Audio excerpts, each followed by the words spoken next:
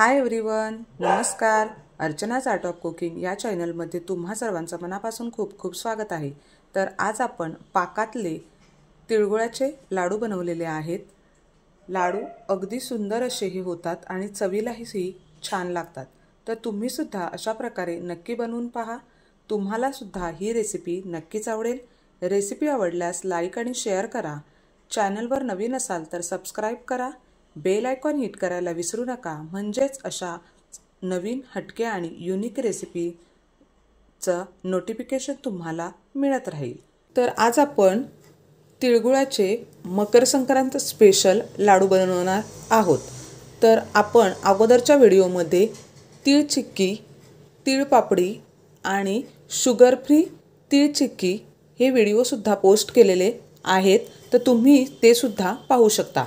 तर आज आपण जे तिळगुळाचे लाडू बनवणार आहोत ते अगदी साध्या सोप्या पद्धतीने बनवणार आहोत आणि त्यासाठी काय साहित्य लागणार आहे ते पाहूया। इथे मी 1 वाटी गावरान तीळ घेतलेले आहेत।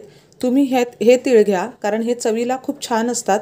पॉलिश तीळला एवढी चव नसते। आणि हा तीळ ओळखायचा कसा, तर हा पहा, हा थोडासा काळपट असतो आणि हा जरा टुमदार असा असतो, तर तुम्ही हा तीळ वापरा।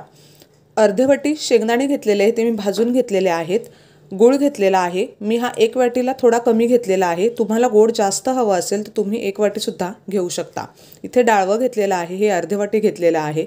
तर ह्याचं प्रमाण तुम्ही तुमच्या आवडीनं घेऊ शकता। आणि 1 चमचा मी इथे वेलची पावडर आणि जायफळ पावडर घेतलेली आहे। चला तर मग रेसिपीला सुरुवात करूया। तर इथे आपल्याला हे 1 वाटी तीळ भाजून घ्यायचे आहेत। आपल्याला हे मंद गॅसवर भाजून घ्यायचे आहेत। याने तीळ छान असे भाजले जातात, तर आपल्याला हे मंद आचेवर असे भाजून घ्यायचे आहेत।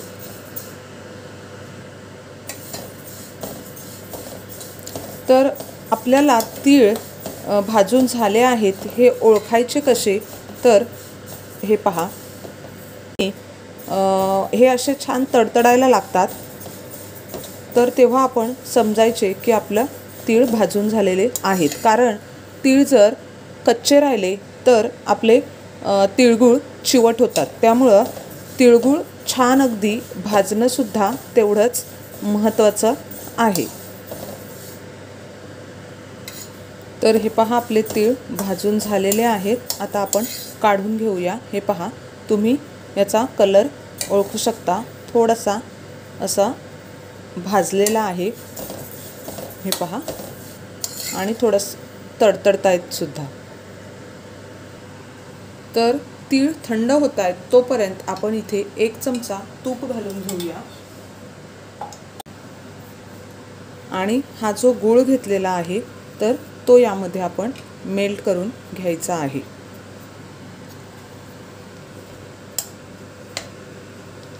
तुपाने आपल्या तिळगुळांना छान अशी चकाकी येते, त्यामुळं तुम्ही तुपामध्ये नक्की असं गूळ परतून घ्या।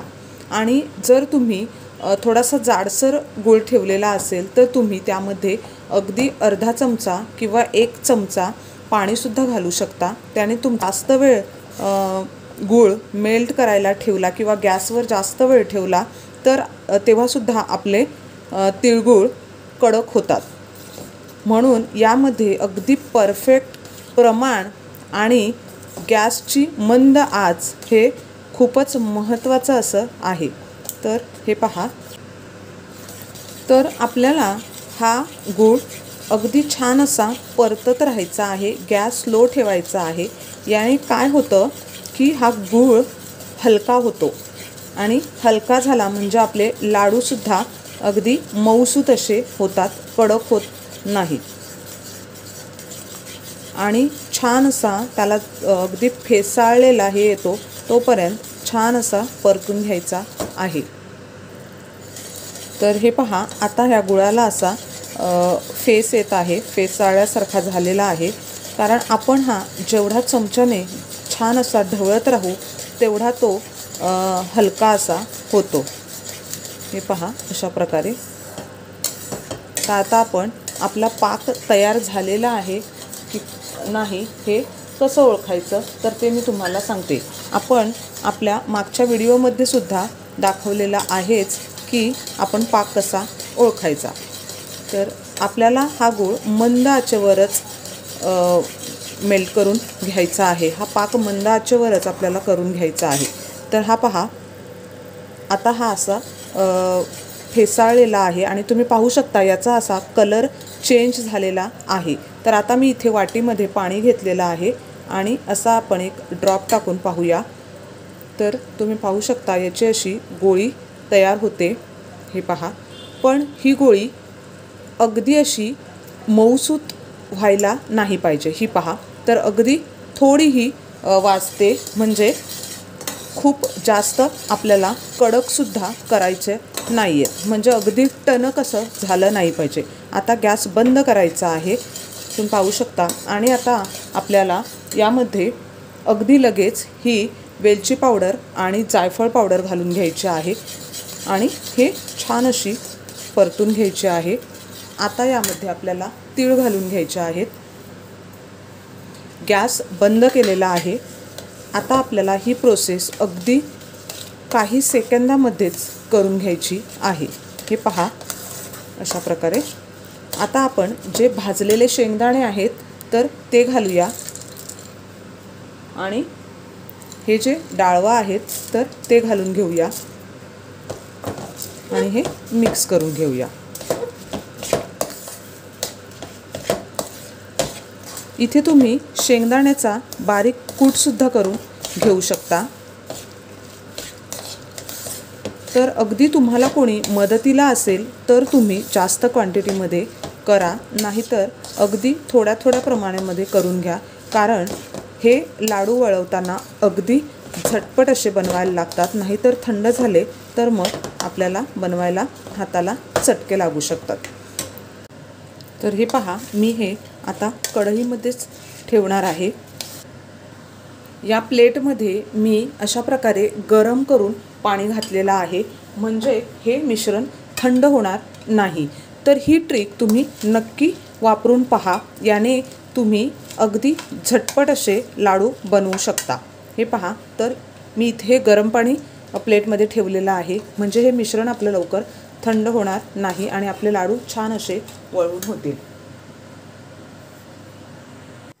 तर हे पहा, आपल्याला किती लहान मोठे हवेत त्याप्रमाणे आपण हा असा गोळा घ्यायचा आहे। हे पाहू शकता।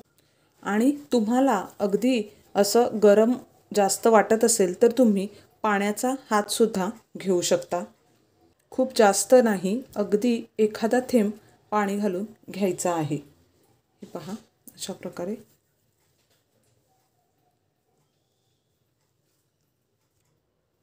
तर हे पहा, आपण यामध्ये गरम पाणी घालून ठेवलेलं असल्यामुळं तुम्ही पाहू शकता आपल्या पातेलीला सुद्धा आपले हे तीळ चिपकलेले नाही आहेत आणि अगदी व्यवस्थित असे आपले हे तिळगुळ झालेले आहेत। तर हे पहा, आपले सुंदर असे हे तिळगुळाचे लाडू तयार झालेले आहेत। तर तुम्हाला मी तोडूनसुद्धा दाखवते। अगदी मऊसूत असा हा छान असा हा होतो। हा की बनवून पहा, तुम्हाला सुद्धा ही रेसिपी नक्कीच आवडेल। पुन्हा भेटूया नवीन रेसिपीसह, तोपर्यंत मस्त हेल्दी खा आणि स्वस्त रहा। धन्यवाद।